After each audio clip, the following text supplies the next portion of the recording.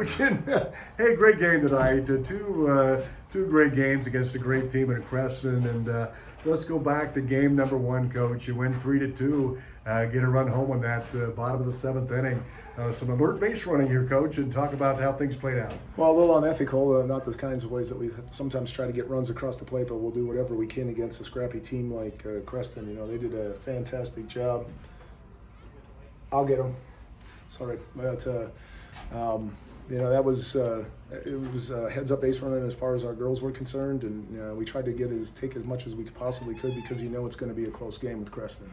And again, it was a ground ball, and third baseman able to get it home to get the out, and then they try to get the double play. In the meantime, your runner raced home to score for the winning run in 3-2, and your kids do run the bases well. Well, that was the thing, was we just had to get contact. You know, we couldn't go up there. When Mo got up there, it was just put the ball in play and make him do something with it. You know, and that's to our advantage there, obviously. But you know, I thought that was. Of all of the things we did tonight that maybe we didn't do too well, what we did do well was we did put the bat on the ball when we had runners in scoring position. Now, we didn't always get them across, but at least it wasn't a strike out and walk back to the dugout or a pop-up or something like that, although we did have a couple. But for the most part, I was pleased with the way in which our approach at the plate, especially game two. Well, let's talk about game two. 13 runs, and I have you for 13 hits.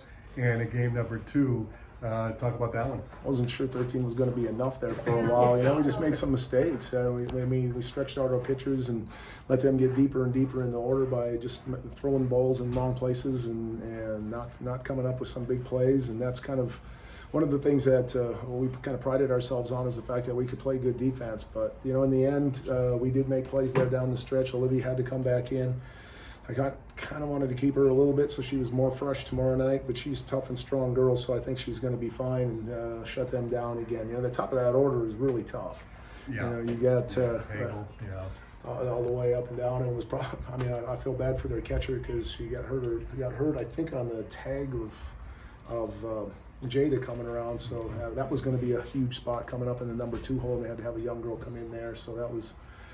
You know, I hope she's okay and can play, but you know, it was tough. You've seen this long enough. You got Mike McCabe there. They're going to do everything that they possibly can to pull out a victory, and you know, he does a really good job of coaching them and always has his teams ready to play. So we knew that was going to happen up here, but they're they're in 4A now, so best of luck to them all the way through the rest of the season. You'll see them again, or the Creston tournament, maybe see them again? Or no, we shouldn't see them again, I don't think, until we go scouting. So. Yeah.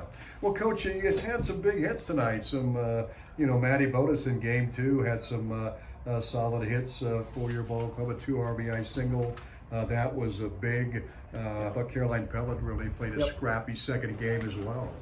Yeah, she took a shot and ripped up her ankle a little bit right away in the very beginning of the first game, and you know, she toughed her way through it and battled through it, and then came up to plate, and you know, we've moved her to the number 2 spot. She's been our on base percentage is, I don't know what it is now, but it was, you know, right up there over 600, something like that. She's got a great eye, and she can put the bat on the ball, but.